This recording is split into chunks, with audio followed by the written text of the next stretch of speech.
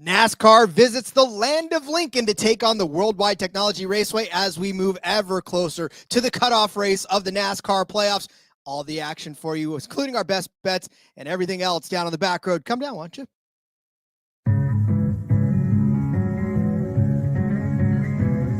It's a non-points race, but it is a short race. Checker flag. That's all this race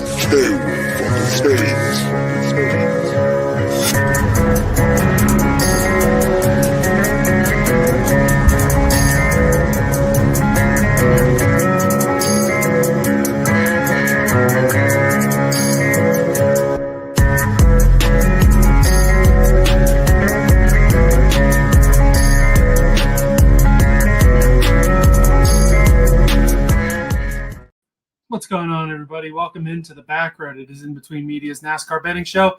Elliot Hicks and Rod Villagomez here tonight to break down the World Wide Technology Raceway at Gateway. Sometimes it's called St. Louis. The track's in Madison, Illinois. Whole lot of different names for this one. We're just going to refer to it mostly as Gateway tonight. Hopefully that works in the SEO, Rob.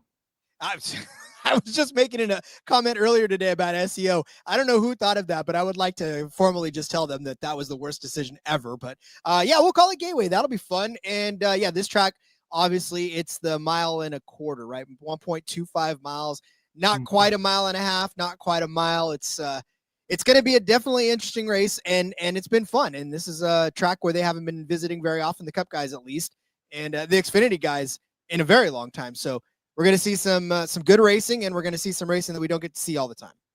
Yeah, really cool that this is one of those tracks that late 90s, early 2000s had the lower series. Cup Series didn't make the visit until the advent of the next gen in 22, and we're bringing back the Xfinity guys for the first time since 2010. No trucks here for the first time in about 10 years, though.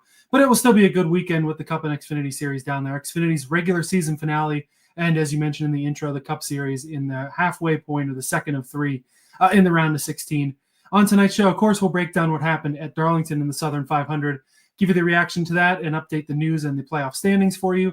Then we'll break down World Wide Technology Raceway at Gateway around St. Louis and Madison, Illinois, and give you all that. And then our parking garage props, our best bets for the weekend.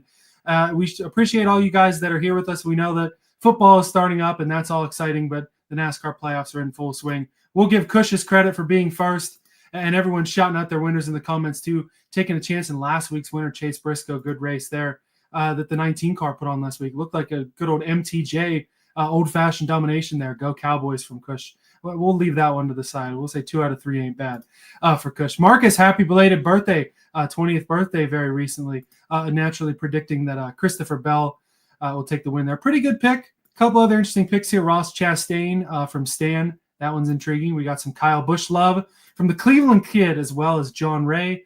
Alfred Banks taking a shot with Cindric at 17-1, and Nick on the Marcus train predicting a Christopher Bell win. Some good picks there. Throw your picks in the comments if you want to. I know that our guys will be throwing their picks in the IBT Racing family. $3.99 a month gives you our full weekly NASCAR betting cards. Entry to memorabilia giveaways, which I know Seth was supposed to be on that Alex Bowman autographed diecast. We'll see how soon that is. I got a little championship giveaway that I sent him earlier too that we can give away, maybe even as a micro giveaway to the rest of the crowd, but definitely important to our Discord family there. Access to our exclusive weekly betting model over there, which is big, and you can also join the conversation. That's the most fun part. You get to chat with myself, with Seth, with yourself, Rod, with Ryan from My Fantasy Race, and the rest of our crew over there. And that same purchase now gives you access as well to the IBT football family. More important than ever is the NFL getting started quite literally as we speak. Access to conversation with Seth and all the football guys, as well as the both of us, at least for some banter if we feel like it. Memorabilia giveaways over there too. A Q&A Discord show each week with Phil and Ben, some of our good analysts over there. Access to the full weekly betting cards just like Seth and I do. And entry into the touchdown contest to get some bragging rights with anybody and everybody that's over there. It's been really fun this season. We've really started to chop it up with some of these guys. And they're honestly to the point where they're helping us pick out some good bets too over there. Yeah, I mean, look, there's valuable advice being given out on all of the channels that IBT is launching, and I'm sure that football and NASCAR will not be the only ones. I'm sure next year we'll get some MLB, and I mean, if you guys speak loud enough, there could be all kinds of crazy stuff. But yeah, I mean, this is definitely a great community. Absolutely love it. Good to be chatting football and, of course, NASCAR with everybody. Hey, let's get it big enough and collab with So You Like Sports, which is Rod's site over there. Get a little Australian rules football and AFL Discord in that family too. We love seeing it grow. We appreciate all you guys for spending some time with us here on your Thursday night, or whenever you want on the podcast edition on Apple Podcasts. Give us a review if you like what you hear. If you don't, give us something to work toward. And everyone else listening on Saturday night as well down in Western Tennessee, 101.5 FM, Talking West Tennessee, 8 p.m. on Saturday night. The links to all the fun stuff that we just talked about in the episode description. Shout out to everyone rolling with us, and let's go ahead and keep the show rolling and take a look back in the rearview.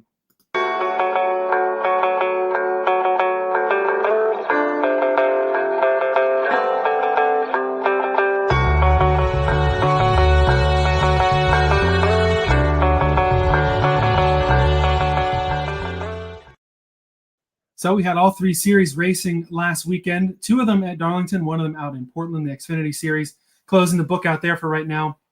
In the Truck Series, Corey Heim, who else, claims victory and advances after Lane Riggs, Chandler Smith, that's what I get for just putting Smith in the document here. Chandler Smith and Caden Honeycutt among the playoff drivers have some trouble in that race. That Lane Riggs top three that I had was looking really good, but cut a tire down, and Corey Heim ends up taking advantage, taking the win there on the truck side. It just, that whole race was heartbreaking. And look, this is one of those instances too, where the racing part of it, there was entertainment. Like, there was so much entertainment going on, especially with everything that was going on and all of the drivers that were falling out, like you said, having trouble. But from a betting card aspect, that was what you have to separate the fan from the bettor in that instance. Cause you're like, oh, this was a great race, but my card just got trashed out there. It was not fun to watch all of those bets hit the fence, I guess. Yeah, no doubt about it. Thankfully, things went better in the Xfinity race. Some chaos there at the end, but Connor Zilic, who else, dominates and earns another win amongst that late chaos. Betting card was pretty solid for me there. I mentioned that I had about 40% of my unit allocation for the week on the Austin Green top 10, which was a heck of a fun sweat at the end there. He ends up P8 and put my card in the green before we even got to the Cup race. William Sawalich at a top 5 at plus 650 was one that I was a little happier about after how the ARCA race went. He won, kind of took out Thomas Annunziata in the process, but you get it done. And that was kind of the story of the Xfinity race, whether it was Austin Hill running into guys or maybe cutting the corner when you shouldn't have and taking the shortcut way to get the victory. It was just getting it done when you had to out there in Portland. Yeah, I mean, we all even thinking that Connor Zilic was not going to get this done. And we told everybody at the beginning, I know that the odds are nuked. I know that everybody is going to be all over him and probably just hit him down to even worse odds, but you could not do that, right? Connor Zilic was going to win this race. There was no doubt about it. I don't care what happened, especially with the non-competitive pit stops and not an opportunity for him to lose it on pit road. That was already a foregone conclusion. So yeah, 100% was all over that one. Now I gave out Allgaier as sort of a cushion bet, which looked good for a lot of the race as well too, until it didn't. But I think my favorite obviously was the Christian Eckes 7-1 top 5. That was a very fun thing to sweat as well, because Christian Eckes had to march his way through the field, right, to get there, and he did. I mean, credit to Eckes and that team for making up all those spots and being able to get that top 5 finish at the end. And 7-1 was a nice little ticket to cash, especially when everything else kind of went to junk. I did get Allgaier over Mayer by 1 spot. That was a sweat at the end of the race that shouldn't have been there. Yeah, no doubt about it. Lots of sweat with the late restarts there. And what we've learned is that I don't know about you, Rod, but I certainly did not make enough money on Connor Zilic. It didn't matter what the price was. I should have been betting him at all the road courses. I had the over wins, which, like I said, I just wish Caesars would have kept throwing out overs. I did over 1.5, over 2.5. What, the 88 cars at 8 wins now this year? And Zilic counts for 7 of those, or 6.5 if you count Kligerman. At the Roval, we know who we're going with. And then in the Cup Series, we probably know who we're going with there, but we got to talk about Darlington first. Chase Briscoe, like I said, it really looked like one of those old MTJ domination nights for that number 19. Briscoe dominates the race, holds off Reddick's late charge, and man, that had me sweating too, on the Reddick outright in 2 different spots. That would have turned a great weekend into an absolute all-timer for me. Would have been my best ever in betting. It was still pretty good, though. Who would have thought that the Darlington Lady in Black would have been my best betting weekend? This was my best weekend since Spring Darlington. Didn't hit the outright, but of course in the green from Xfinity. Hit on the Briscoe top 5. Bubba Wallace and Kyle Busch and Erik Jones on the top 10 numbers as well. Man, those legacy cars looked really, really good late in the race there. They could have got sporty if there would have been some more passing. As well as Cindric over Bowman. I knew 110% to fade the 48 car and thankfully made a little bit of money off of that too. So much to talk about here. I feel like we kind of have to start, though, with Briscoe and just how good the 19 looked. He was one of those sneaky dark horse favorites to maybe make a championship run. And I feel like he proved everyone saying that right by going out there and getting his second Southern 500 in a row. So when he started with the 19 team, right, there was a lot of expectations, obviously, because Martin Truex Jr. drove that car to much success over his career. And you expected Briscoe to, have some growing pains, and he did, right? I mean, it took a few races for him to sort of settle into that 19, and he even admitted it too. He said, this is tough. I've never been in this fast of a car before. I don't know how to drive a fast car.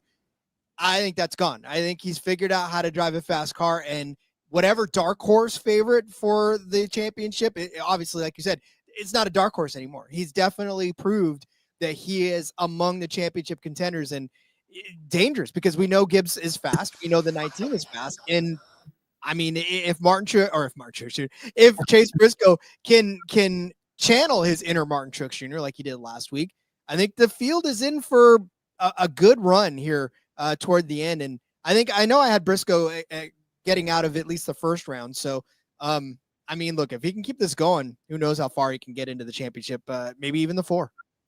Yeah, I mean, he was a sneaky Final Four pick as well. I don't remember if it was Jeff Gluck or Jordan Bianchi or both. They might have had him in there, the guys over at The Athletic. Tyler Reddick, a guy that I feel like a lot of us were worried about, didn't really have the speed. One of the 2 guys to sneak in without a win. Old school Darlington run for him, comes up just short. I feel like 23-11, again, we were more sure about Bubba than we were Reddick. They both had really good runs in the 45, coming so close to that first win. And Reddick, as we'll talk about in the point standings in a little bit, with a nice little cushion after that P2 run as well.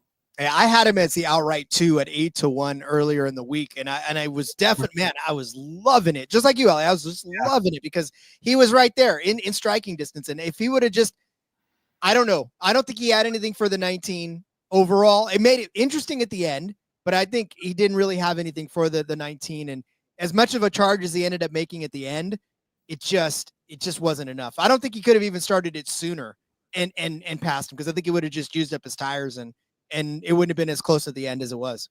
Yeah, I think he learned from spring 2024 when he sent it just a little too much, knocked out both he and Chris Buescher. He wasn't going to do that to a fellow Toyota teammate, although both of our betting cards kind of wish that he would. Anything else that you hit that you want to shout out from the Southern 500? Yeah, so I did get the winning car number. That was the only thing I hit from the card. Winning car number 18-23. Got that at plus 270 over on Caesars. I missed the Bell top 5, heartbreak. Missed the Chastain top 10, heartbreak. Yeah, that was unfortunate. I had the Chastain top 5. He was running pretty close up there, but then fuel trouble. He was short a couple of laps, ended up 11th, I think. Mm-hmm. I even went so far as to take Ty Gibbs over the 77. I backed Ty Gibbs. I remember. No, never doing that again. We're done. We're done with both of them. Neither one of them are making my card ever again. That's just it. Yeah, and I mean, the rest of the year, I talked about it a little bit with Seth on, I think it was Gibbs and Hocevar. He might have had the same bet too, now that I'm thinking of it, that both of those guys were probably a bigger risk to hit the early vacation mode a little early, as Ryan from My Fantasy Race puts it, rather than kind of throw a wrench and things. Hocevar, fairly decent run though, but yeah, I can totally understand not wanting to have either one of them on your card. Lots of storylines to talk about as we'll continue to discuss throughout the night. We'll get into the news from the week though. The big news, of course, the charter hearing. Last week there was the hearing that got contentious. Some words thrown around between NASCAR and the teams that we can't reuse on the show at the moment. Then we were waiting on a ruling to come out as to how things were going to go. The ruling is in NASCAR's favor technically, not denying the 2311 and Front Row Motorsports motion, meaning that they will not have de facto charter status the rest of the year. They'll have those open cars, but NASCAR has set up the framework to where they won't miss races. And this was also ruled in NASCAR's favor because NASCAR came out and said that they would hold charters to give the initial 4 at least back to those teams if they were to win. NASCAR can transfer charters as long as it's not one of those former SHR charters, and they hold up to 4 additional until the dispute is resolved, which is going to happen at a trial in December, barring a settlement coming early. So it's exciting on the fandom side in a sense of we could learn earlier than we expected who some new ownership could be in the sport, which is always exciting. And it's nice, too, that at least it seems like NASCAR is playing nice, putting on that they will hold what they need to hold, even though they don't want to expand to 40 charters. If they have to do that, it seems like they will if the trial doesn't go their way. And really, there's no benefit for NASCAR making this ugly, because you still want teams you still want people to own teams, right? You still want people to have teams in the sport. And if you're going to continue to push back, on all these charter teams, then no one's going to want to play.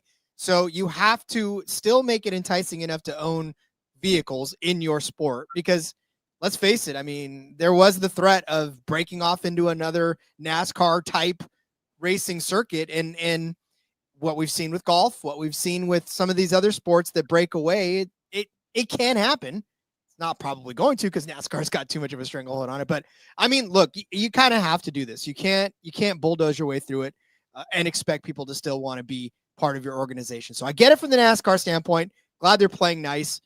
This charter stuff's still kind of, highfalutin, but I'm glad, Elliot, like you said, we may get some sort of judgment sooner rather than later, so we can put it all behind us and just go back to racing and have Cadillac enter NASCAR as part of the new team ownership. Yeah, hey, that would be fun. A lot of different avenues that could go. And the nice thing is we've had this charter talk, this lawsuit talk, enter into the season quite a bit. What this does essentially is closes the book on anything happening in court, at least in the season. Everything now is either going to happen, whether they settle in the next 9 weeks of racing or at some point before the estimated trial date in December. I don't know exactly when they're planning on starting that. But this leaves the next nine weeks to focus just on the playoffs. We shouldn't have any additional NASCAR stuff unless it's, hey, we figured this out and we're done with it. And yeah, new teams coming in as we move to our other new piece of news that we've got that relates to IndyCar and F1. It had already been announced that the Cadillac F1 drivers were going to be Valtteri Bottas and Sergio Perez. But now Colton Herta is going to be their test driver and perhaps will probably run F2 next year, making the jump over from IndyCar, trying to get himself into F1. Will Power leaving Penske after 17 years, whether it's leaving or pushed out, who knows there. He will take Herta's spot in Andretti. It seems like he wants to race multiple years, and it wasn't a luxury Penske was going to give him. Exciting stuff happening in the fact of getting Herta potentially in F1. It's a big risk because, as we've seen, Americans over there have been kind of iffy lately. But now's the time to take the jump with Cadillac coming in there, and it'll be fun to see what he can do across the pond.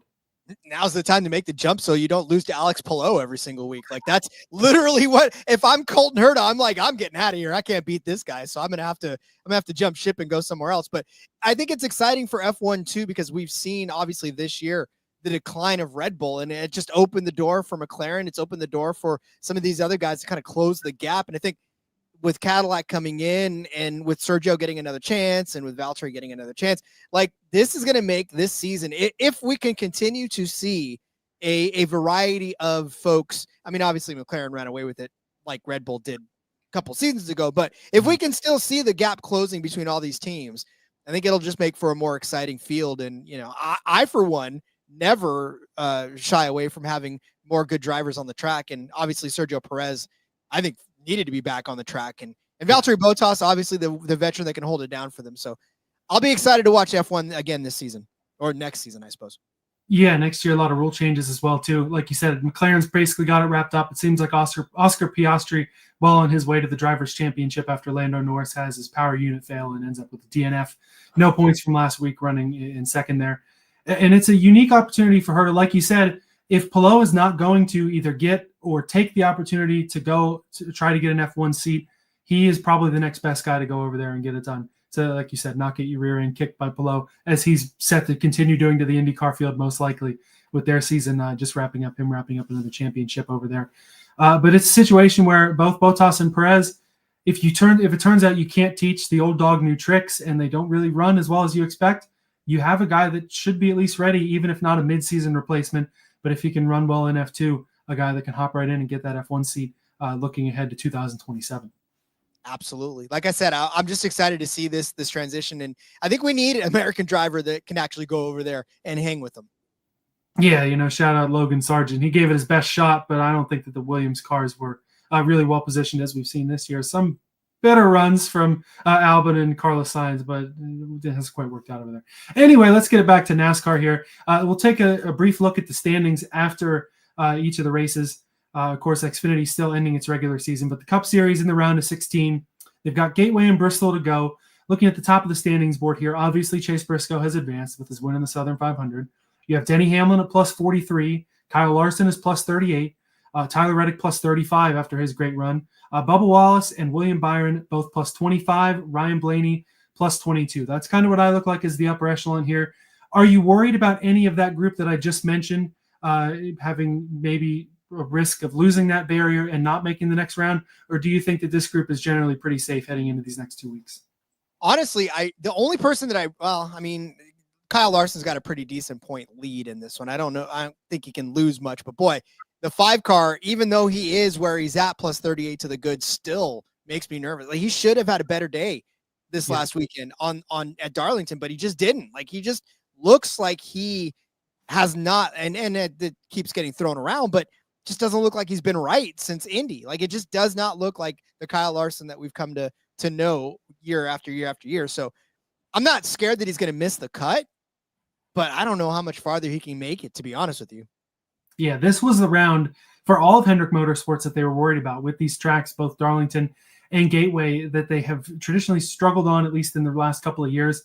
And really none of the Hendrick cars had good nights. I mean, Bowman was abysmal. Chase Elliott was pretty rough and somehow ended up being the best finishing Hendrick car. Larson, they were trying to say, got some damage, and that kind of affected his night. But neither he nor Byron ran well. They are the ones that had the gap to kind of have a bad night and be okay with it. But as we move down the board here, it wasn't the case for some of those other Hendrick cars. In terms of the guys above the cut line, Ross Chastain at plus 21. Again, had those fuel issues. He would have been ahead if he had gotten the finish that he probably deserved there, 7th or 8th as he was running. Austin Cindric plus 12. Christopher Bell plus 11. Chase Elliott plus 9. Shane Van Gisbergen down to plus 3. His cushion just about evaporated as he comes to a track that he's never seen before. We talk about some of the other guys I just mentioned too, but I feel like we have to start with SVG. Does the 88 car have a prayer?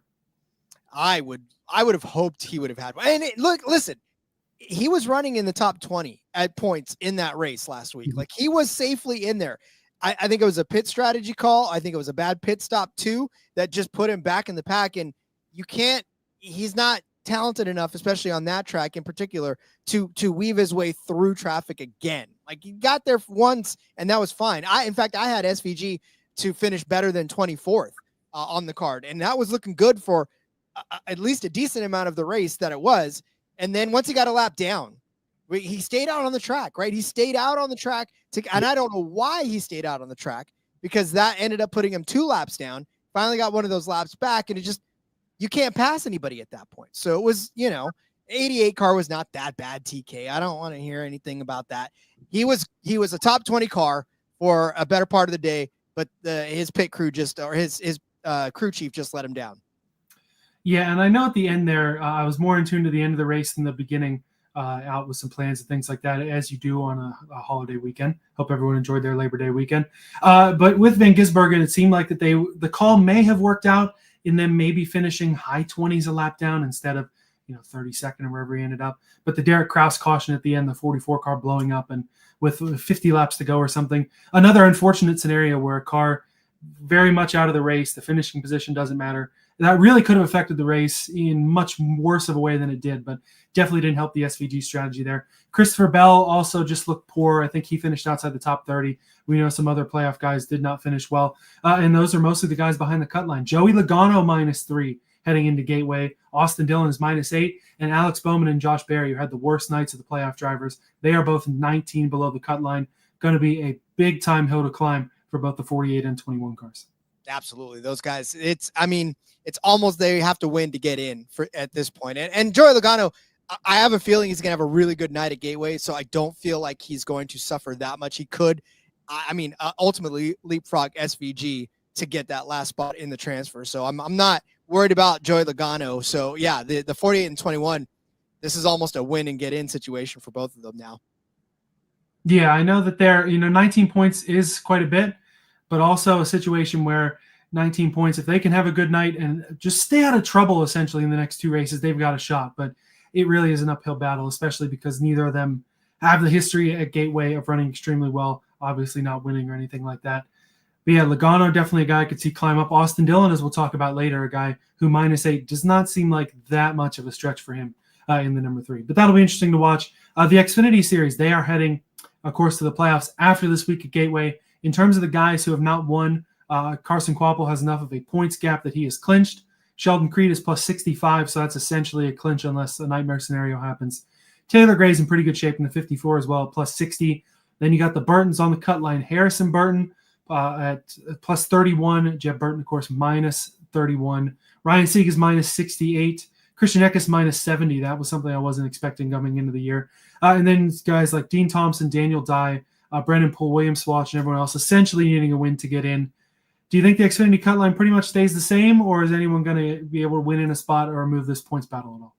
I'm not sure that we're going to get a brand new winner, especially on a track that we've never been at before, and Connor Zilisch running the way that he is. I think it's either Connor Zilisch or Justin Allgaier this week, if we're being perfectly honest. Allgaier is one of the only drivers in the Xfinity Series right now that even has a single race on this track. He raced back in 2010 on this track back in the day. So in that 12 car. So Penske, he raced for Penske on this track.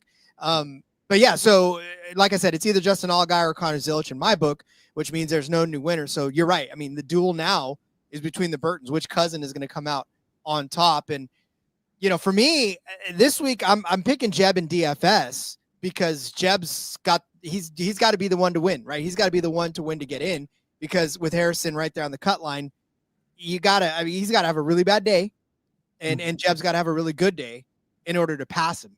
So Jeb's going to have to throw everything he's got at this race, and that team's going to have to throw everything they have at this race to try to win. And so for me, that if you're in that position, you're in a much better position to do it than Harrison Burton, who just doesn't want to have a bad day.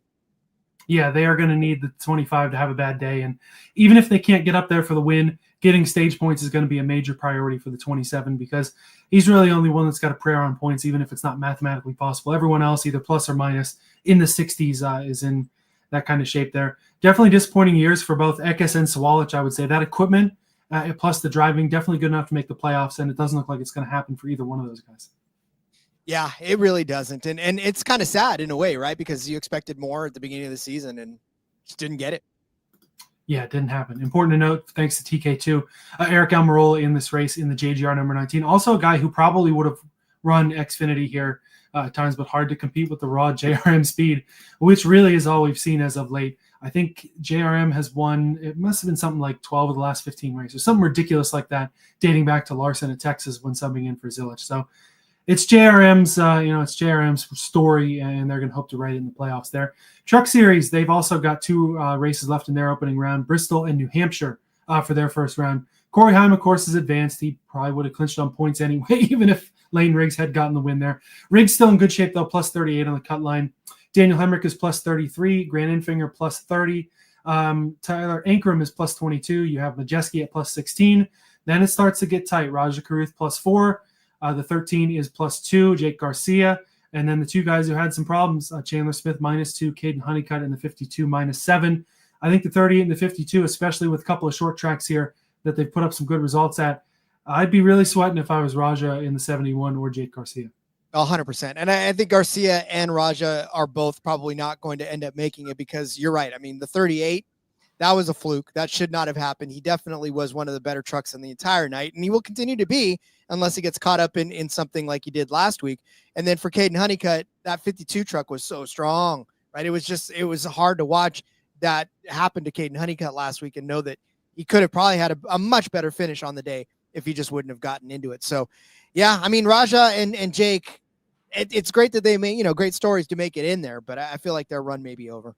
Yeah, it's going to be an uphill battle for sure, but it'll be exciting to watch as the next couple weeks go along. Of course, Truck Series off this week, but we've got Cup and Xfinity to look forward to. Let's go ahead and crack it open in the Horizon Forecast. Hey, Michael, it was only 20% chance of rain. I think we got all 20.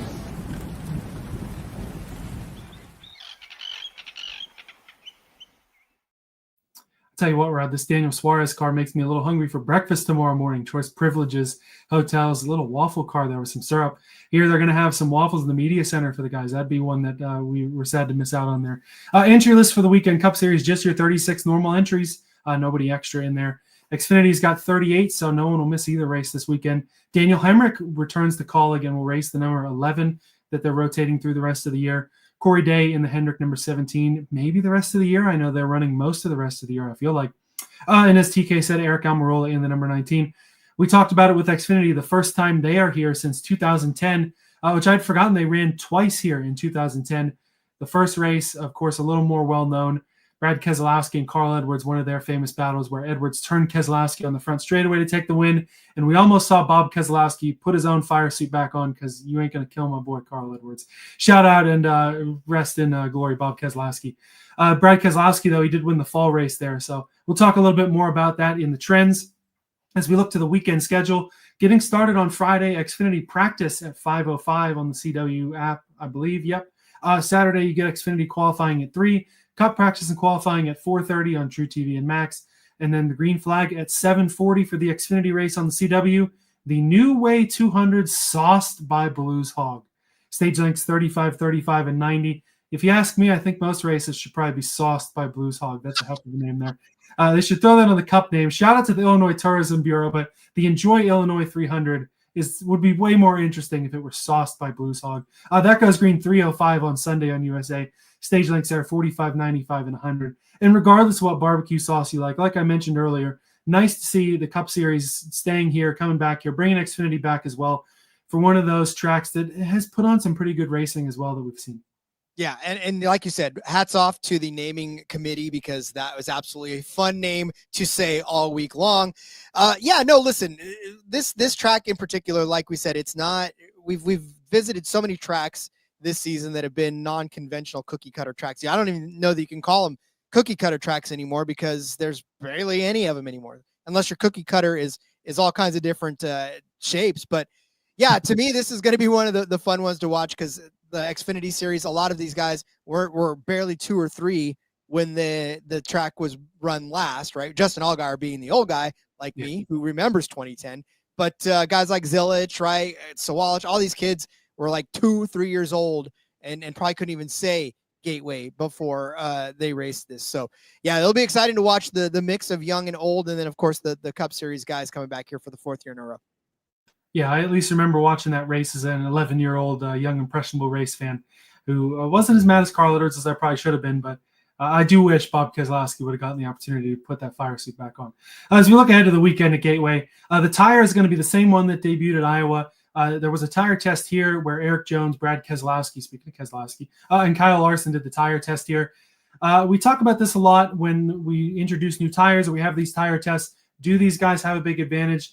Do you think that tires could be an issue? Do you think that any of these guys could have an advantage from running that tire test? I feel like Larson still wouldn't have an advantage, even if they gave him 2 laps advantage to do anything with it this week, unfortunately. But, for Keselowski, we've seen RFK just struggle so much. I mean, Priest will pop his head up and there'll be a good finish here and there, but all in all, they're not doing what we were hoping they would do toward the back end of the season. And then as for Jones, I mean, hell, man, Legacy is having such a great year. Maybe that tire is going to actually do him some good, but I don't think he would have needed that tire test to do well on this track with as good as Legacy's been looking lately. Yeah, we didn't talk enough about how well Legacy ran at Darlington. I think they were 3rd and 4th, the 43 and the 42, I believe. So a great run there. And like I said, if they were just a little closer, we could have seen Jones potentially win a 3rd Southern 500. Darlington, a special place for him for sure. Someone looking to make Gateway a special place here. They're in the playoffs for the first time. Like you said, the 1.25-mile asphalt oval, kind of categorized as a bigger, shorter, flat track. It classifies as a short enough track for me, especially with the comps that we look at here. New Hampshire, Phoenix, Iowa, and Richmond, the main ones listed from our friends over there at iFantasy Race. We used all but New Hampshire in our model, and I feel like that makes sense. Using this as potentially a test session for Phoenix, especially for the 19 team that's already won their way into the next round, could be useful. And we've been to Iowa and Richmond within the last month and a half. So things have been pretty recent there and can kind of help us build a little better in terms of the model and the bets and everything for what we can expect to see on Sunday. Yeah, and then, of course, too, if you look at it, and if you just kind of take an aerial look at it, it's still kind of a paper clip-ish shape, too, so you can also add Martinsville into this just from the sheer shape of it. But obviously, this is kind of a standalone track that you can't, you can comp a lot of things to a lot of things, but this track races the way it races, and there's hardly any. I mean, and if you look at even the stats from some of these guys and some of these other comp tracks, Gateway still races differently in the 3 races that we've been here than the rest of them. Yeah, definitely more of an outlier. Like you said, we can't even cookie cutter things anymore. You even look at the shape of the track, it's a little shorter on one end than the other. So even potentially how guys ran at Darlington come into factor here, even though you run Darlington a heck of a lot differently than you're going to run Gateway. 4th Cup race at Gateway here as we move into the trends for the weekend. one of those tracks that fits really nicely, that all of it's next gen and all of it's recent. So you don't have anything muddying up the stats from 1956 like at Darlington, and you just have next gen tracks, so we don't have to do all the extra math to cut that out.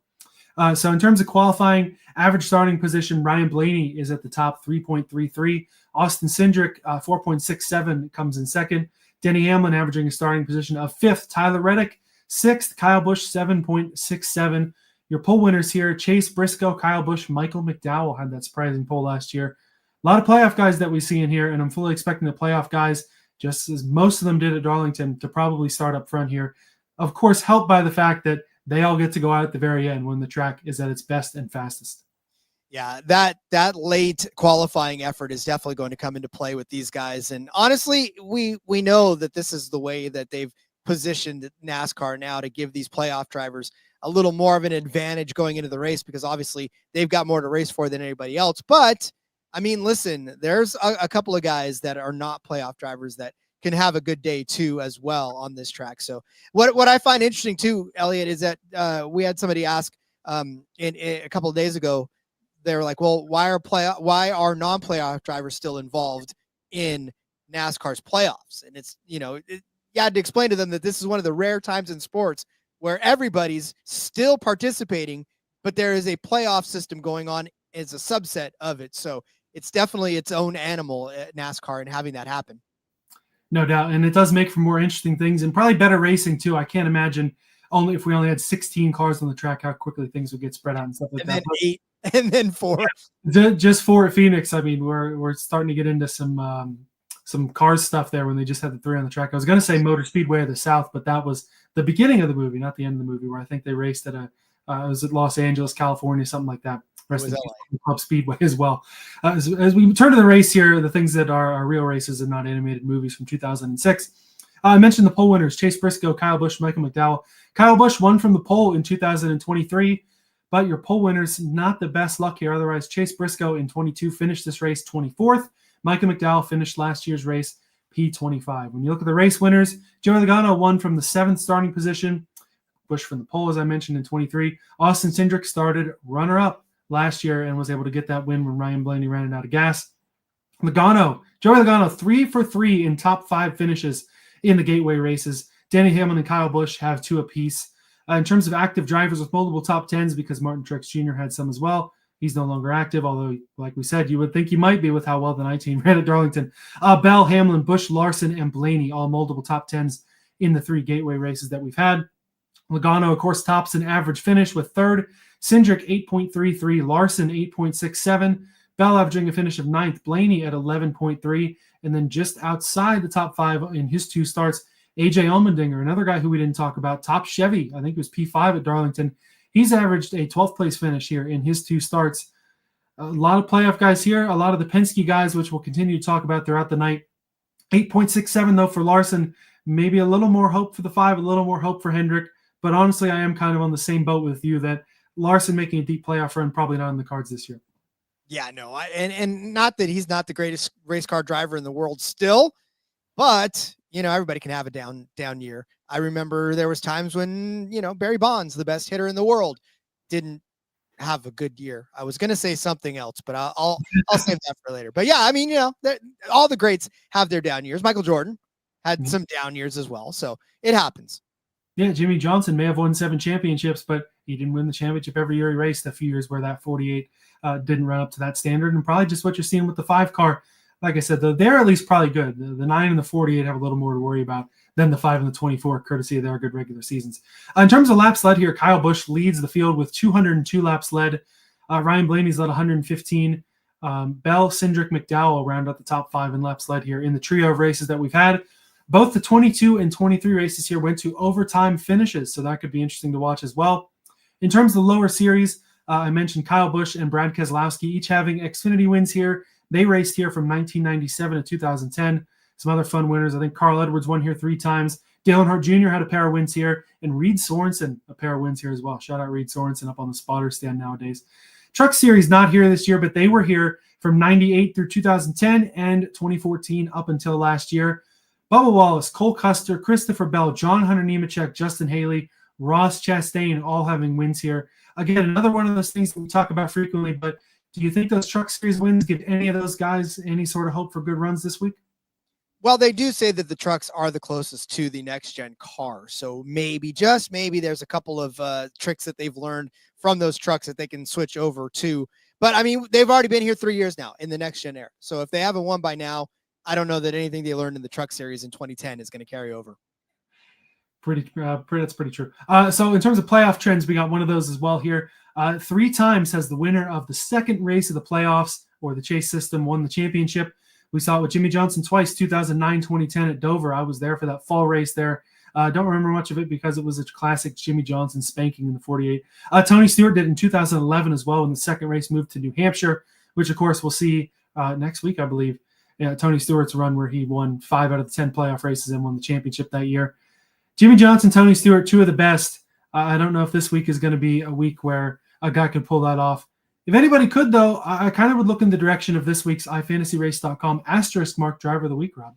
Indeed. You mean NHRA champion Tony Stewart, by the way. Yes. Smoke that up. Yeah, impressive. Very impressive from Smoke. Our iFantasyRace.com's Asterisk Driver of the Week is Christopher Bell. Last summer at Gateway, Bell was the class of the field, as we talked about earlier, but he finished an asterisk mark 7th in the race. Bell won stage 1. He won stage 2. He led the most laps, which was 80, and earned the best driver rating, had the best average running position all day at 4.3. Drove from about mid-teens to the lead in the last stage, but once he got to the front again, that 20s engine just started to let go, and Bell faded back to 7th. That was heartbreaking for him. I mean, he scored a hell of a lot of fantasy points that day, but could not bring home the win. Yeah, tough one for Bell last year for sure. And the last lap Blaney Cindric deal does make it harder to remember that Bell was probably in line to win that race. Engine started to falter. That's what put it in Penske's lap for Blaney, and then Cindric to take the win here. Point from TK I wanted to bring up real quick, that it might help more for the Xfinity drivers that ran trucks last year here than it would, like you said, Bubba Wallace winning this race in 2010 or whatever. But it'll be fun to watch. Let's take a look at who we've got on the betting cards this week in the Parking Garage Props.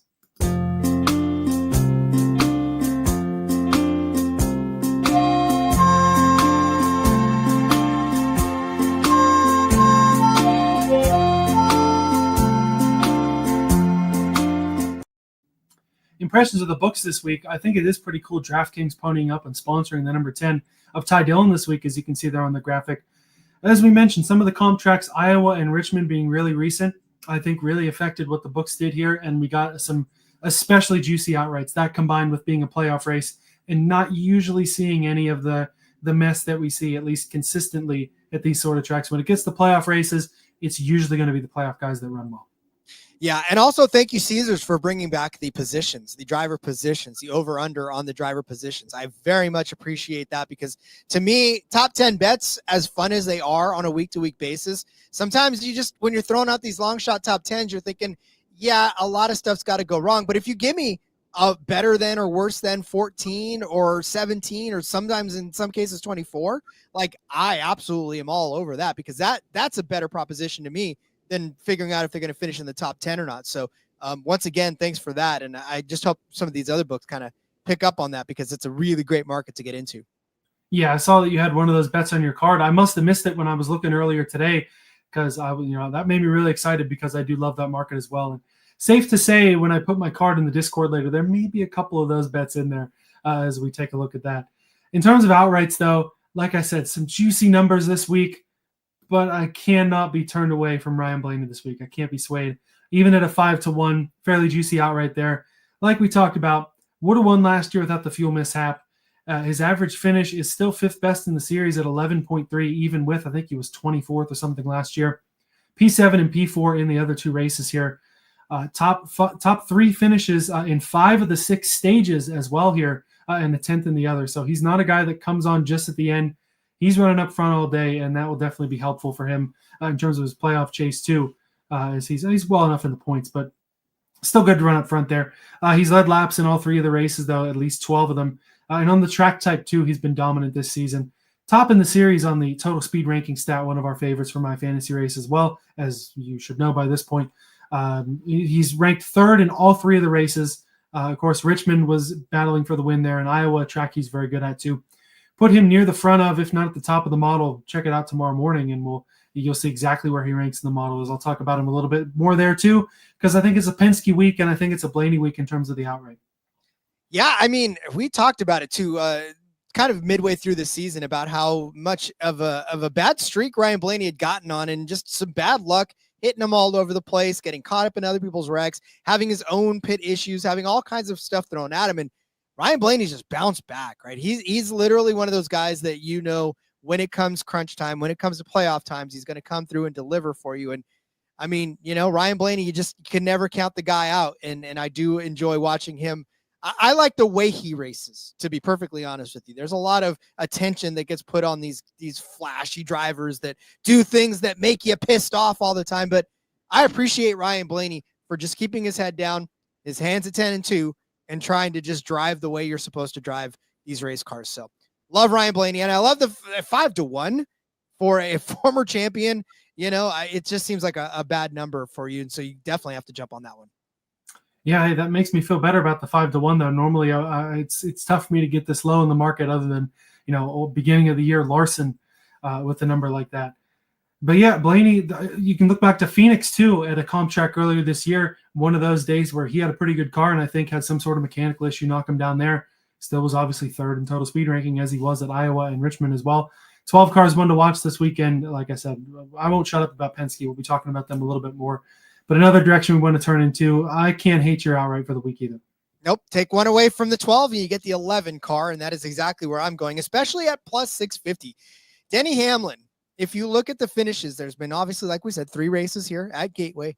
2 of those finishes, he's finished in second place. His average finish on this track is 12.7, but that's only because the very first race that they raced on this track, he finished 34th. After that, second place, second place.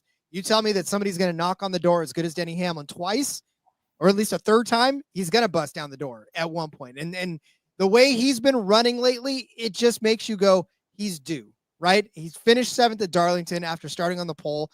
That was a frustrating day for him. The pit crews really screwed a lot of drivers last week at Darlington. And Denny Hamlin was one, continually having pit issue after something going wrong.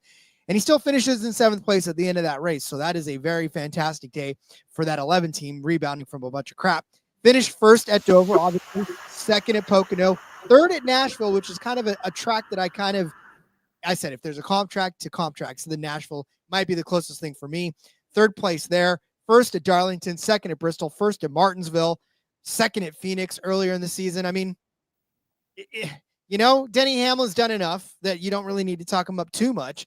But I think plus 650 for Denny Hamlin is way too outrageous of a number. He was 700 earlier on ESPN, but he's been hammered down to 400 on ESPN. That is how much people are betting on Denny Hamlin this weekend. Yeah, I don't have a problem with Denny Hamlin either. The only little superstitious thing that might go against him is just that Toyota hasn't been able to pick up a win here. But I think that's one of those deals where correlation is not causation there, because Toyotas have finished second in all 3 of those races with Kyle Busch and then Denny Hamlin the last couple of times there. And even with how the comp tracks go, we know Iowa hasn't been his best place. I remember he talked about, though, that the first year at Iowa last season, he was dealing with some sort of back issue or something like that, where or maybe it was that he was sick. There was something where that was why he ran so poorly in that first Iowa race. Wasn't even that he was bad there. And a guy, too, who ran into pit issues at Richmond, too. He might have been able to pull off a win or a really good finish there, but just didn't work out there for Hamlin. So he's one of those guys that, you know, obviously he's more motivated than ever, even if it wasn't for just his general motivation to finally get over the hump and win the championship. Now he also wants to throw it in NASCAR brass's face that he's the best driver out there. So I feel like you couldn't go wrong with the Hamlin outright if you bet it every week the rest of the season. So honestly, I feel like between the 3 of us, or at least somebody out there in the chat or in the Discord or anything like that, I feel like we got to come together, and at least one of us has got to make some money on Hamlin, because he's going to probably get at least one playoff win, if not a few more. And Gateway's certainly a good place to do it. But, man, kind of like a lot of the comments here, Bob jumping in as well, saying, I like Cindric this week. I like Penske this week. I have been nose deep in that Penske file all day today. Seinfeld fans will get that reference. This parlay on Caesars was called the Penske's parlay.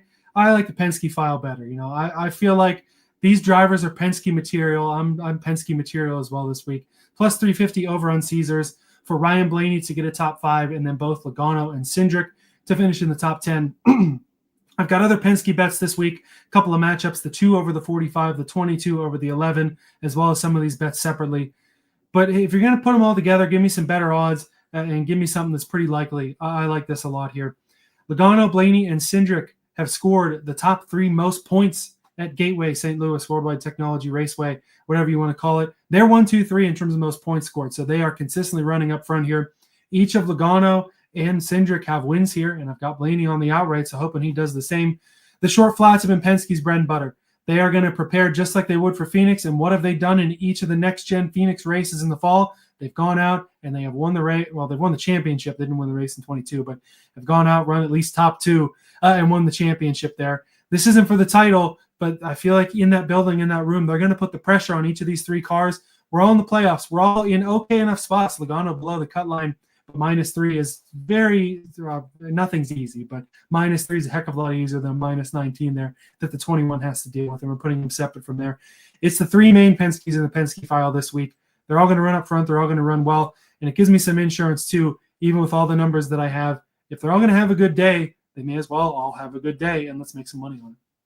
Remind me what team has won the championship the last 3 seasons? Exactly. You can never go wrong with Penske in the postseason. It's just, that's the way it is. And I love this because this angle I know that there's a couple of people on Cindric's outright right now, but I mean, you don't even have to have Cindric as an outright. You can just have him as a top 10 and be good to go. So, and enjoy Logano. I do truly believe that he's in for a top 10 finish. And like we talked about earlier, Ryan Blaney, he's in that position now to where I think he's going to ride out the rest of the playoffs as a top 5 contender for the rest of the season. And there's a very good chance that all 3 of these drivers could have really good days here and make it through and put themselves in a really good position heading into that round of 12, even though it doesn't work out quite as well for them. Definitely going to get some hope and some, hopefully some continued good runs here. I don't think I'm on the Cindric outright. I definitely am on the Cindric top 10 though, I think also. And Logano was a guy that weirdly, he just was kind of a blind spot for me when I started my research into the Gateway stuff. I wasn't really on Logano as much as I was Blaney and Cindric. I remembered he won here the first time, but did not remember that he had also scored top 5 finishes in each of the other 2 races here. So I might have put money down on that too. Check out the Discord later. You'll have my full card in there. We don't have the time to sit here and go through my 20 bets that I've got every week. The card's a little lighter this week in terms of bets picked out in value than it was. I'm not putting 40% of my card on one bet this week, but definitely interested in a lot of Penske this weekend. Like I said, nose deep in this Penske file, getting the work done. But some other ways that we could go to here in the placement props. I guess we'll start with my Byron top 5 here that I've got, because I've also got to have some hope in Chevrolet. It's not even just the fandom here. We put that to the side. It's that the finishes haven't been great here for Byron, 19th, 8th, and 15th. Second in the total speed ranking on the short flats this year. 1 at Iowa, P6 at Phoenix, P12 at Richmond. So some decent runs here. I've even got a little sprinkle on the 14-1 outright because it feels a little long for Byron. And we know the 24 team, they were more upset about kind of sucking last week. They seemed like the most upset. They were the ones expecting to go back and do what they did in the springtime at Darlington, go out there, lead 300 laps, and have a chance at winning the race. It didn't happen for any of the Hendrick cars. I mentioned a couple of weeks ago, or the last couple of weeks, that I've got the Heim insurance in the trucks. This is my Hendrick insurance for having faith in that team that they can turn things around, go out there, get a good finish at least, if not go out there and get a win.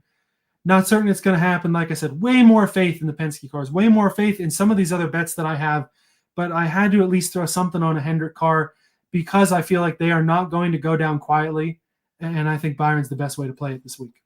Well, out of the 4, I think Byron is the least volatile of all of them right now. Obviously, we saw what happened to Bowman last week. We know Elliot, which was very frustrating because Elliot should have better weeks week in and week out, right? I mean, it feels like this is an underperforming 9 team just from the eye test, right? I mean, not even looking at any of the numbers. It just feels like this should be a better team, and it's not. And then you got William Byron, who just quietly continues to have semi-decent weeks. His summer slump is over, right? I mean, obviously he's not out winning races right now, but at the very least, he's putting together quality races. And so, yeah, I mean, of all of them, yes, if there is going to be a Hendrick Motorsports car, I would probably venture to say William Byron would be that top 5 car.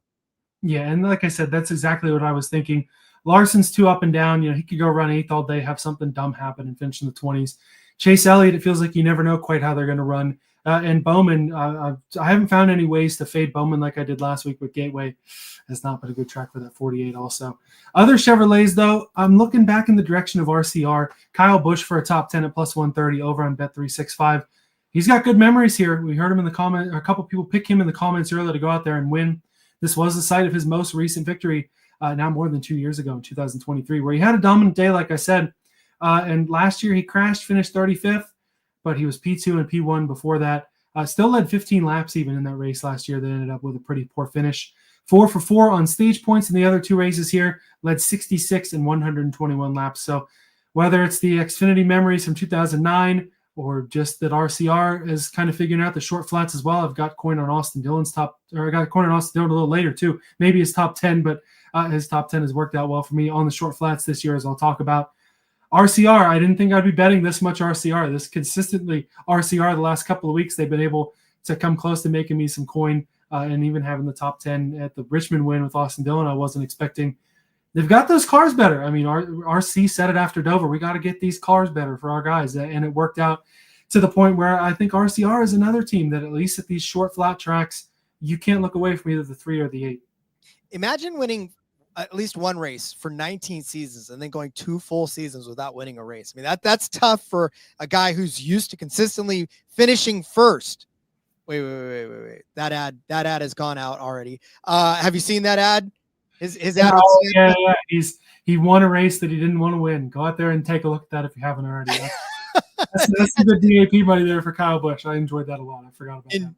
Indeed. But no, listen, hammer this one. I love this one. I gave this one out on the NASCAR Gambling Podcast earlier as well. And I absolutely love Kyle Busch for a top 10. He seems to have found some sort of rhythm lately that he's at least able to turn in these top 10 finishes. Will he win a race? I don't know, but I do feel like top 10s are at least a great start for him. Yeah, and he could be a sneaky outright play when we get to Kansas like he was last year. Had that incident with, I think it was Briscoe about to go a lap down, battling with Chastain there for the lead, spun that 8 car out. Vegas, his hometown, could be a place where you look at him. I think that Kyle Busch's main goal, of course he wants to win a race. Every week Kyle Busch goes out and he wants to win the race. That's just Kyle Busch's DNA. That's his blood. That's the Busch family way to do it, is go out there and win. But having a good last 10 races here could set them up to actually maybe get that playoff run done next year, whether it's pointing his way in with more consistent runs or, of course, getting that win. He's still chasing that Daytona 500, and that's the first race, of course, in 2026. 8-team going to be a team to watch as we move into one more placement prop here that you got in that market that I said I need to hop in. And this may be the place to start. 100%. Caesars is giving us these positional or the positions, winning positions, right? So we're going to take Erik Jones. His is set at 17. And sorry, I have to reread that again because it floors me. 17.5. Erik Jones is his finishing position projection. We're going to definitely take the under, which means he's going to finish better than 17.5 at even money at plus 100. I mean, you're getting even money for Erik Jones to do something that he's already done a couple of times over on this track. He finished, well, at least once, 7th in the 2022 race, just one spot outside, well, half a spot outside of that, and 18th in the 2023 race. And then in 2024, had a bad race. They all do at this point, right? You saw it with Denny Hamlin. You saw it with Kyle Larson. You got to at least have one bad gateway race out of it, 26th. But his average finishing position here, which, by the way, when I start to research a race, one of the first tabs I ever open is iFantasy Race, and it shows the heat chart, and his average finish is 17th here. So even if he finishes at his average finish, he's going to cash this prop for you. But, man, I'm telling you, we talked a lot about Legacy and how well they're doing. How about 4 of the last 5 races has Erik Jones finished better than 17.5? And in fact, over the last 2, he's obliterated this number. He finished 3rd at Darlington, 5th at Daytona. He had a bad day at Richmond, but he started 18th, finished 26th, 12th at Watkins Glen, 16th at Iowa. So you talk about that being a comp track. He beat that projection here. He finished 5th in Atlanta, 13th at Pocono, 11th in Michigan, 7th at Nashville, which is a track that I take into account here. So even a top 10 there, 13th at Charlotte, 5th at Texas. I mean, look, Legacy, believe it or not, they've turned the corner on what's going on. And you saw it last week, obviously, with that 3rd and 4th place finish at Darlington. Like we said, you can't count these guys out from being top 15 cars every single week now, because both drivers are obviously talented enough to do it. We know that Erik Jones can do it. And I know that, Darlington is one of his favorite tracks, but by and large, they've still been able to do it on tracks that aren't his favorite tracks. So Erik Jones, full capacity to get himself into the top 15, let alone the top 17. And, like I said, this is a no-brainer to me. I would have probably chased this all the way up to about 15.5 because I still feel like he's going to be a top 15 car by the end of the day. And I sure as hell think he's going to be a 17th place car or better at the end of the day. Yeah, I like this a lot at even money. You said, believe it or not, with Legacy. Trust me, I believe it. It's been really cool to see Jimmie Johnson and, of course, the others throwing the capital investment in there, making this team better. A couple of years ago, when Jimmie Johnson really stepped in and turned this team into Legacy Motor Club from all of its past, Petty and GMS and everyone else has been involved in this team, they wanted to do it, building their own notebook, doing it the right way, building it up the way that they wanted to, the way that the 7-time champion of the sport wanted to do it. And it is really starting to bear fruit this year, especially later in the year as the summer has gone on. You mentioned it, a lot of finishes, top 15s, top 10s, having both of their cars in the top 5 in a crown jewel race last week. It may be safe to say that Legacy's arrived, that they're here. It's another one of those deals like we just talked about with Busch. I don't know if they're in a position to go out and win a race the rest of the season, but they are really building themselves up to be contenders next year. The notebook is being built. The team is there. The drivers are there. I feel really glad. I'm really happy for Erik Jones. As much as you can say, it's tough for a guy to say, oh, he got a raw deal when you have multiple years at a top team and you only win a couple of races there. But Erik Jones maybe kind of sort of got a raw deal getting knocked out of that 20 car at Joe Gibbs Racing, bounced around a little bit, has had plenty of rough times in this 43 car the last few years. But now, like we've been talking about, 17.5 is a number that I feel like we could be sitting here this time next year looking at this as an absolute slam dunk or same offering at a big time minus money bet here. Things are only on the upswing for Legacy, and it's super exciting to see there. And things that are only going to continue. TK mentioning easily the most improved team this year. Bob as well talking about he's on the Busch Logano Cindric bets as well with me in both of them doing well. Justin Haley for a top 10s. Maybe a little far down the sandbox there, but that's all right. I don't hate you throwing it out there, Bob.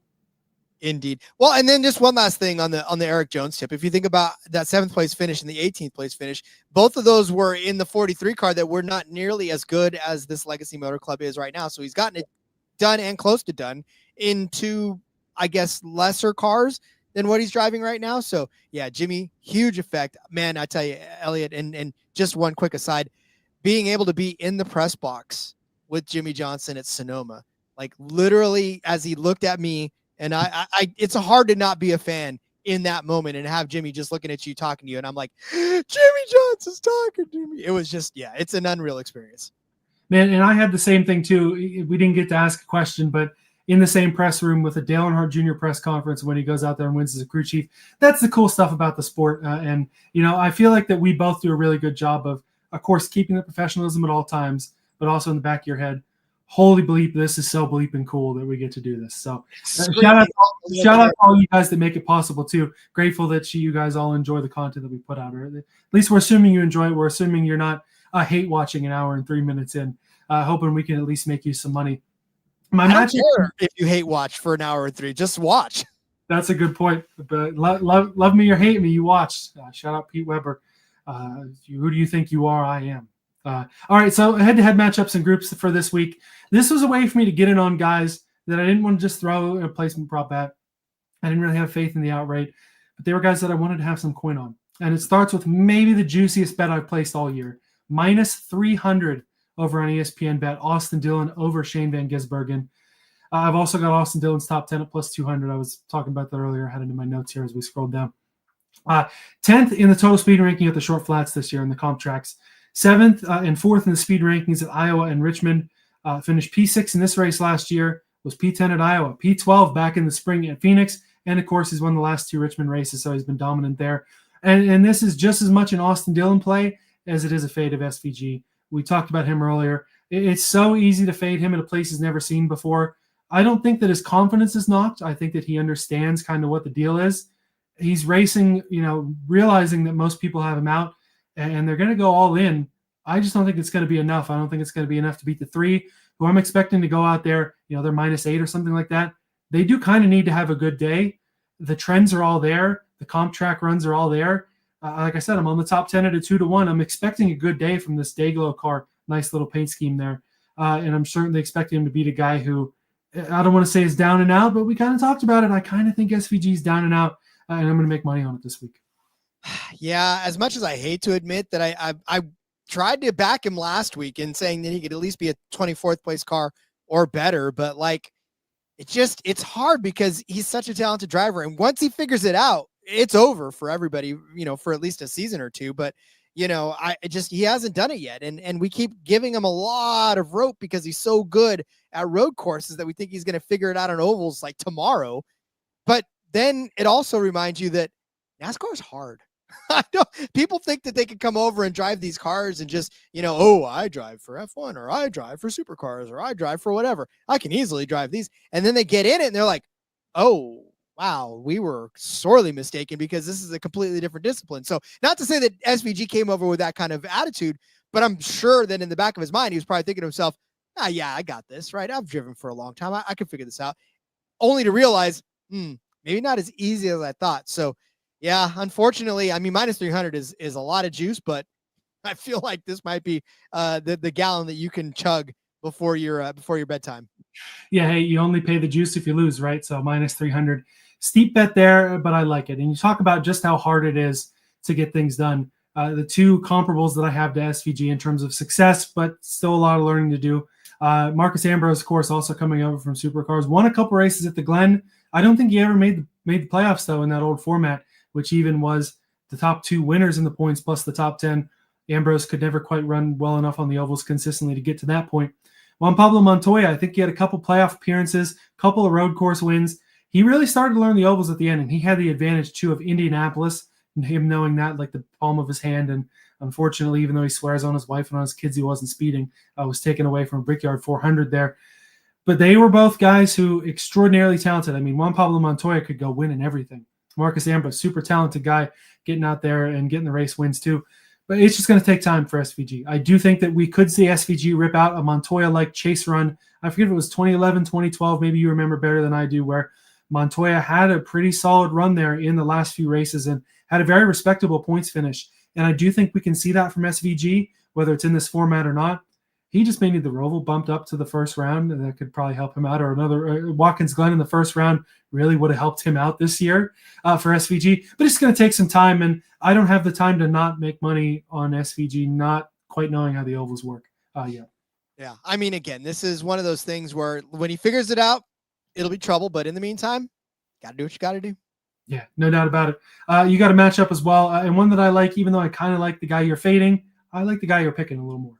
Well, it's funny because this is a weird matchup in and of itself because you don't necessarily always get Bubba Wallace and Ross Chastain in a matchup. But Bubba Wallace, the reason why I'm taking Bubba is just because, first and foremost, the stretch that he's been on since winning at Indy has been phenomenal, other than the outlier at Richmond and the bad day at Daytona, which both you can kind of explain away at Daytona. It's going to happen. And then Richmond was not necessarily his fault either, right? He started 7th in that race, had a really hell of 123 laps he led in that race, but just couldn't close the deal. Obviously, there's a lot of issues that jumped out and bit him in the butt, but it was for Bubba, just that last pit stop. I mean, if they get the wheel tight, he probably wins that race. 100%. That's what I'm saying. So that the momentum he's riding coming into this, obviously a 6th place finish at Darlington too, rebounded very nicely, led 10 laps in that race. Just a great run for this 23 team and at the right time too, right? Bubba's feeling confident. You can see it in his interviews now. You can see just the confidence that he's got in where he's going. And I'm going to take that over Ross Chastain, who, I mean, look, we know the lore that is Ross Chastain. We understand 100% that Ross Chastain is going to send it when he needs to send it. But again, we just haven't seen that fiery Ross Chastain. Talk about what Bubba's been doing since Indy. Let's talk about what Ross Chastain's been doing. Say that 3 times fast. Since even Dover, 33rd at Dover. You can even go back to Sonoma, 24th at Sonoma, 33rd at Dover, 39th at Indy, 11th at Iowa. Okay, top 10 at Watkins Glen. Cool. 19th at Richmond. That's better than Bubba, obviously. 15th at Daytona. That's better than Bubba. But Darlington, 11th. That was not better than Bubba. So Bubba's just been running well. That 23 team has got a lot of momentum coming in here, like I said before, and a lot of fire. in its heart to continue this great playoff run that he's on. So I don't see that slowing down on this particular track, really, because Bubba Wallace has not necessarily been the poster child for this track, 26th, 30th, and 21st. But I feel like we're seeing a much different Bubba Wallace than we've been seeing lately. Now, Ross Chastain, you give him credit for being good on this track, like you said, Elliot. 8th place in 2022, 2023, got 22nd, and then a 12th place last year. So pretty decent average finish. But I mean, that again was last couple of seasons Ross Chastain. This season's Ross Chastain feels like a different guy. And Bubba Wallace obviously is much different. And we can obviously see that in the finishes. So give me Bubba Wallace over Ross Chastain, -120. Yeah, I love this. I do think you have it in the sheet here as a -115. So if you got it at that, my apologies for missing that number there. But either way, it's a bet I like. And there are guys that I do like this week. Throwing in a couple of my bonus bets here. I do have the Bubba Wallace top 5 at 4-1 over on Bet365. And I have Chastain over Brad Keselowski at +110 in the same book. But I liked Wallace to put a big-time placement prop number on him, and I only like Chastain to beat a guy in Keselowski who may be slipping into that early vacation mode, the wind kind of out of the sails at RFK, not being able to put any of the cars in the playoffs. I like this one a lot better as a what have you done for me lately? I don't care about the old results. That's with a different crew chief. That's with a different Bubba Wallace. I like Bubba Wallace. He's a guy like Briscoe. Sneaky little late playoff run. I kind of dig it for the number 23 car, and I think this is a good matchup to take. And a number that's not terribly juicy. I kind of dig it. Yeah. We'll swing back to the plus money, though. Another guy I wanted to get in, but there was no chance I was going to do it on placement props. Give me a group bet. Rarely pulling these out nowadays. Zane Smith in Group F over on Caesars at +340. Over Allmendinger, SVG, and Gregson. I know Bob's showing some Allmendinger love top 10, and he had a great run there at Darlington. He's the guy I'm worried about here. But Zane Smith, pretty good year on the comp tracks. P9 at Phoenix earlier in the year, P11 at Richmond. Has some okay finishes here, 17th and 19th. He ran the 17 when Chris Buescher was out with a concussion or something, and then the 71 last year, 19th in a time when that car was not really running well at all. Allmendinger, like I said, is the threat here. 2 top 12 finishes, but in terms of the what have you done for me lately on the comp tracks, no runs better than 18th this year. It's almost the same thing as this over-under 17.5 you have on Jones. I kind of feel like Zane Smith can run top 17, top 18 and beat that. In terms of the other drivers, we talked about SVG, totally off my radar. Noah Gragson, completely off my radar. Nothing special here or on the comps. Hasn't even cracked the top 25. And in terms of the total speed ranking here between these 4 guys at the comp tracks, Zane Smith is 22nd. That's not an impressive number, but it's better than the other 3 in the group. Zane Smith, some sneaky decent finishes on the comps. At a +340, I'm kind of betting he can at least knock off those couple guys. Yeah, again, as far as SVG and Noah Gragson, total non-factors in this instance, especially for Zane Smith. So I do like this. I mean, like you said, AJ will have you sweating, but I think Zane should pretty much have it done at the end. I do think AJ Allmendinger should be even a top 10 car, but something could happen. And poor AJ, it's sometimes not his fault that he doesn't finish where he should. Yeah, you never know with that called equipment too.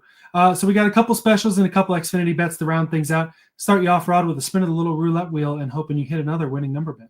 Hey, listen, both of us like a number under 12.5 to win this race. I'm going to continue that trend. So I'm going to take the winning car number under 12.5, -120 over on Caesars. You already said Ryan Blaney would be your outright. Zach actually agrees as well. How can Blaney not win this race? Should have won last year. He's heating up. Well, if he does, he cashes this bet for us. And if Denny Hamlin decides to win this race, he cashes this bet for us. If Chase Elliott accidentally wins this race, if Kyle Busch ends up winning this race, right? I know it gives you Justin Haley, and it gives you Brad Keselowski and Kyle Larson and Noah Gragson, but and Austin Dillon, right? And Austin Cindric. You're getting a couple Penske cars. You're getting Denny Hamlin. You're getting Ryan Blaney. This is pretty solid. Can go ahead and continue. No, and that's that's an argument. Yeah, you get some drivers, and yeah, who needs it? That could be one I jump on as well. So I talked about with Byron earlier. I want some insurance in case the Chevys run well, but I also need to make sure that I follow the what have you done for me lately and kind of fade the Chevrolets if I have to too. Under 3.5 Chevrolets in the top 10 is at +125 on Caesars. I don't imagine they're going to be as rough as they were at Darlington. I don't think you're having a situation where Allmendinger is the top Chevy when you have 5, 6, 7 Chevrolets, however many you have in the playoffs. I don't think we're seeing that again, but the chance is there because it's similar enough tracks. The what have you done for me lately? I don't know how I feel about it. Even with track history, I don't know how I feel about it. This bet is hit in 2 of the 3 races here. Only 3 in the top 10 in 22 and 24, and only 4 in 23. So it's not been a race where Chevrolet has gone out and put 7 in the top 10 or anything ridiculous like that. We know all 4 of the Hendrick guys are kind of down in the dumps in terms of confidence. None of them are feeling good. Of course, the 5 and 24 good in points, 9 and 48 now. We've already talked about that. We know RCR is good on the track type, but we know RCR is inconsistent. Trackhouse, the other good Chevrolet team that has playoff cars, and they could go either way any weekend. So this is one, like I said, it's hit 2 out of 3 times. It's not quite to the same level of the anchor. When I punch you in the face twice, am I going to get you again? But at plus money, it hits 2 out of 3 times. It comes close the 3rd time. This is right about where the line should be, and I'm very okay taking the under. Hey, look, JGR's been putting cars in the top 10. Legacy's been putting cars in the top 10. And Ford Penske's been putting them in the top 10. Yeah. Hard for Hendrick to get there too. Yeah. And you could see, all 4 of the Penske affiliated cars could take up 4 of those top 10 spots. You throw a Legacy in there, you throw the JGR. I didn't talk about them. Right there, you could freeze out Chevrolet from even hitting this number just with some good runs for the teams that have run well here. Indeed. All right, so a couple Xfinity numbers to finish off. I don't have anything in the outright department because there are some juicy numbers, but I don't blame you at all for hitting this one. Yeah, and if it's not Zilich, it's going to be Justin Allgaier. There's really not much more of a case that I need to make for Justin Allgaier other than he's been the one to fight with Zilich all season long over wins, JRM, as we talked about earlier, fast cars, even faster drivers, and 3-1. I know it's not as much as you want it to be, but if it's not Zilich, it's going to be Justin Allgaier. And Justin Allgaier's got track history, one of the only drivers that does. Maybe he parlays that into a win as Colin Zilich, watches and learns from the veteran driver. Yeah, I like this a lot, and especially if I can stomach betting a minus 300 this weekend, I probably can stomach a 3-1 outright for the guy who's probably going to go out there and win the race.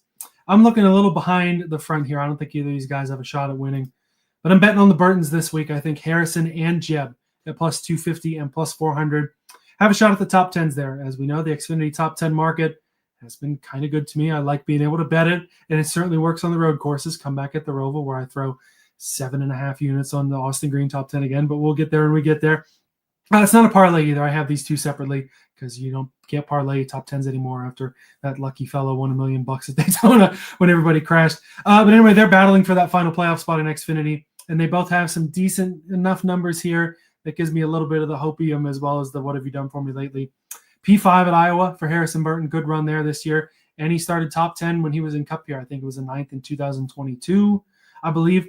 Jeb has top 10s at Iowa and Richmond. And Jordan Anderson Racing on a high. They put all 3 cars in the top 10 for the first time as an organization last week at Portland. The 27 car, they're going to do their best. They're going to try to get stage points.